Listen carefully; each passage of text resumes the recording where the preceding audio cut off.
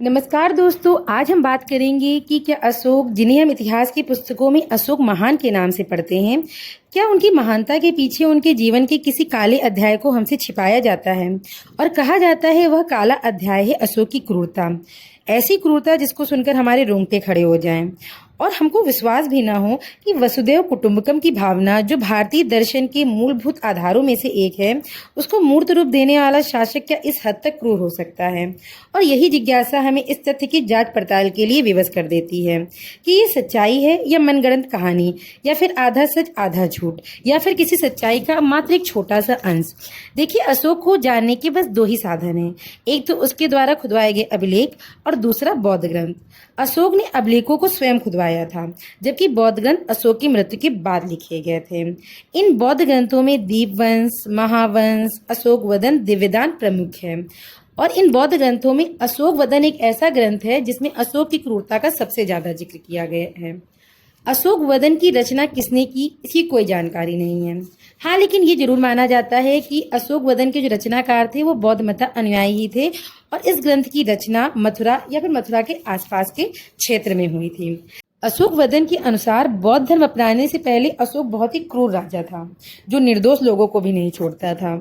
उसने लोगों को यातनाएं देने के लिए एक महल बनवा रखा था, जो बाहर से सुंदर व अंदर से उतना ही भयावह था। उसने लोगों को यातनाएं देने के लिए एक क्रूर व्यक्ति की नियुक्ति अलग से कर रखी थी। यहाँ पर लोगों को ऐसी ऐसी यातनाएं दी जाती थी कि रूह कांप जाए। इसी ग्रंथ के अनुसार उसने एक बार क्रोधित होकर के अपने 500 मंत्रियों का सिर काट दिया था और एक मौके पर तो उसने अपनी 500 रानियों को ही जिंदा जला दिया। इस ग्रंथ से मिली जानकारियों के अनुसार वह बौद्ध धर्म अपनाने के बाद भी हिंसा की ही राह पर था। उसने उत्तरी बंगाल में सभी आजीविकों को मारने का आदेश दे दिया था, क्योंकि महावीर स्वामी के एक अनुयायी ने एक ऐसा चित्र बना दिया था जिसमें महात्मा बुद्ध को महावीर स्वामी के चरणों में नतमस्तक दिखाया गया था। उसने एक दिन में लगभग 18,000 आजीविकों को मौत की घाट उतार दिया था। ऐसी ही एक घटना में उसने पाटलिपुत्र के एक परिवार को जिंदा जला दिया था। उसने प्रत्येक निर्ग्रंथ यानी जैन मत अनुयायी के धड़ के बदले एक सोने का सिक्का इनाम के रूप में रखा था। अब यहाँ पे रचनाकार आजीविकों और निर्ग्रंथों के बीच में कंफ्यूज है, क्योंकि वह महावीर स्वामी और महात्मा बुद्ध के प्रकरण के बीच में आजीविकों को मौत की घाट उतारी जाने की बात करता है। आगे चल के महावंश, जो कि एक बौद्ध ग्रंथ ही है, वह कहता है कि सिंहासन प्राप्त करने के लिए अशोक ने अपने 99 भाइयों को मौत की घाट उतारा था, जबकि दीपवंश यह संख्या 100 बताता है। तारानाथ 6 भाइयों को मारने का जिक्र करते हैं, जबकि अशोक वदन एक भाई सुसीम को मारने का जिक्र करता है। अब एक ही इंसान को लेकर इतनी अलग अलग संख्या कैसे हो सकती है। वहीं अशोक वदन कहता है कि अशोक को उपगुप्त ने बौद्ध धर्म से दीक्षित किया था। वहीं महावंश व दीपवंश निर्ग्रोध का नाम लेते हैं। अब इन ग्रंथों में एक ही मनुष्य को लेकर के, एक ही इंसान को लेकर के अलग अलग बातें कही गई हैं, जो इन ग्रंथों की ऐतिहासिक प्रामाणिकता को कटघरे में लाके खड़ा कर देती हैं। वहीं आप अगर अशोक के अभिलेख देखेंगे तो आप वहां पर ऐसा कुछ भी नहीं पाएंगे कि अशोक बौद्ध धर्म का मत अनुयायी था, इसलिए वह दूसरे धर्मों के प्रति इतना कट्टर रहा होगा। स्वयं अपनी वृहद शिलालेख संख्या 13 में कलिंग युद्ध में मारे गए 1 लाख लोगों व बंदी बनाए गए 1.5 लाख लोगों का जिक्र करता है। वह कलिंग युद्ध में हुए विध्वंस के लिए शोक भी जाहिर करता है। वह अपने शिलालेख संख्या 1 में बौद्ध धर्म अपनाने से पहले हर रोज हजारों पशु पक्षियों के मारे जाने का भी जिक्र करता है, तथा वो कहता है कि बौद्ध धर्म अपनाने के बाद ये संख्या 3 हो गई है, जो धीरे धीरे वह भी नहीं रहेगी। अपनी वृहद शिलालेख संख्या 12 में धर्म सार वृद्धि व धार्मिक सहिष्णुता की बात करता है। वह सभी धर्मों के सम्मान की बात करता है।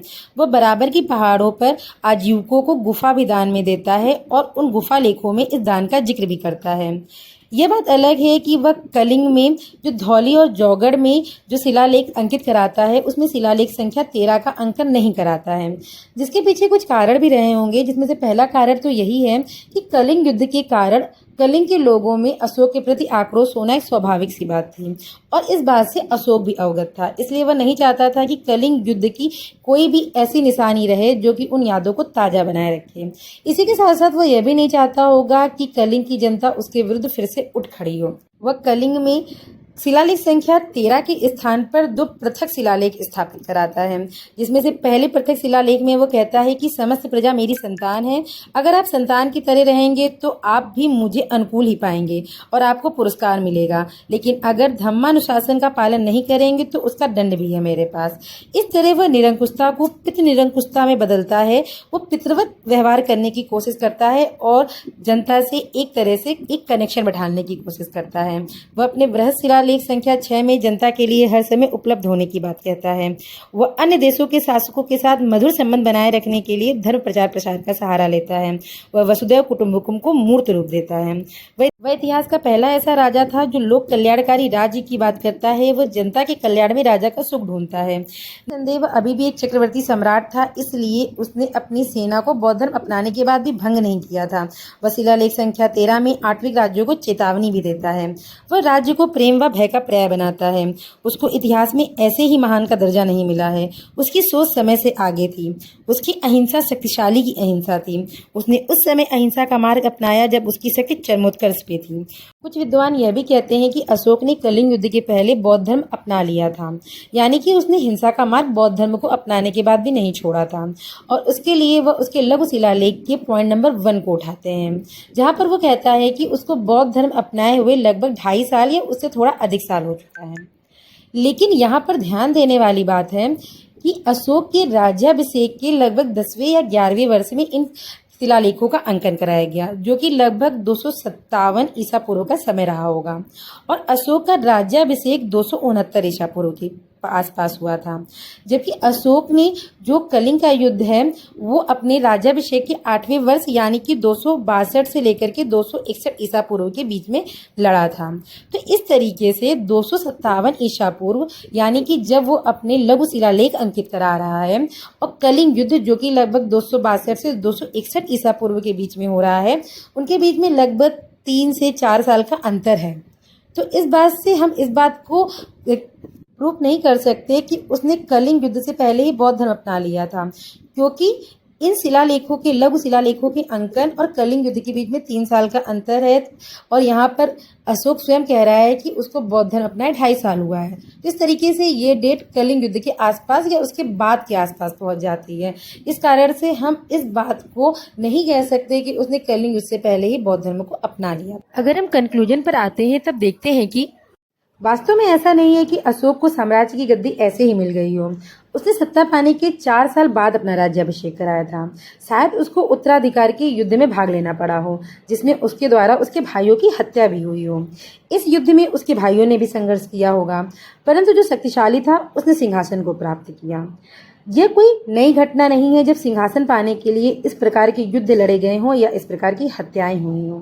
इसके पहले अगर हम देखें तो हर्यक वंश के दौरान अजातशत्रु अपने पिता बिंबिसार को मार के गद्दी पे बैठा था।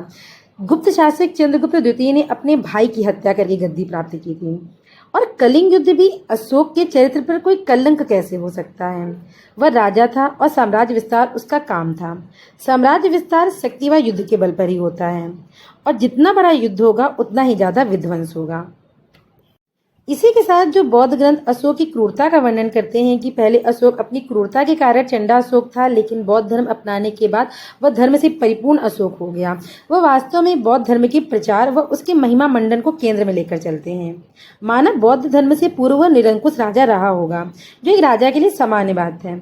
कौटिल्य ने भी अपने अर्थशास्त्र में एक निरंकुश राजा का ही वर्णन किया है, पर वह इस हद तक क्रूर रहा होगा ये बात मानने योग्य नहीं है। वास्तव में अगर हम गौर से देखें तो ये सभी ग्रंथ धार्मिक हैं और बौद्ध धर्म का प्रतिनिधित्व करते हैं। इस प्रकार इनकी ऐतिहासिक प्रमाणिकता को हम पूरी तरीके से सही नहीं मान सकते। ये ग्रंथ हमें राजा उनकी वंशावलियों की जानकारी अवश्य देते हैं, लेकिन इनके अंदर आपको बहुत सारी चमत्कारिक घटनाएं, पूर्व जन्म की घटनाएं मिल जाएंगी जो कहानी के रूप में तो अच्छी लगेंगी, परंतु इतिहास के रूप में नहीं। इन्हें बहुत सारी अतिशयोक्ति से भरी बातें भी आपको पढ़ने को मिल जाएंगी, जैसे कि महावंश की कुछ लाइनें मैं आपको बताती हूँ, जो आपको कहानी या फिर किसी धार्मिक ग्रंथ में लिखी हुई लाइनों के रूप में तो अच्छी लगेंगी, लेकिन आप उसको इतिहास से नहीं जोड़ेंगे। महायशस्वी अशोक ने एक छत्र राज्य प्राप्त करने के 4 वर्ष बाद पाटलिपुत्र में अपना अभिषेक कराया। अभिषेक के समय से उसकी आज्ञा आकाश और भूमि में नित्य योजन तक पहुंचती थी। देवता प्रतिदिन मानसरोवर से 8 बहंगी जल लाते थे और राजा अशोक उसको अपने लोगों में बांटते थे। हिमालय से देवता नागलता की हजारों दातवनी, आंवला और हरितकी की औषधियां तथा सुंदर वर्षा रस और गंध वाले आम लाते थे। मरु देवता छद दंत सरोज से 5 रंग के वस्त्र, हाथ पोंछने का पीला अंगोछा और दिव्यदान लाते थे। नाग भवन से सुमन पुष्प सदृश सूत्र रहित वस्त्र, दिव्य कंवल, उबटन और अंजन लाते थे।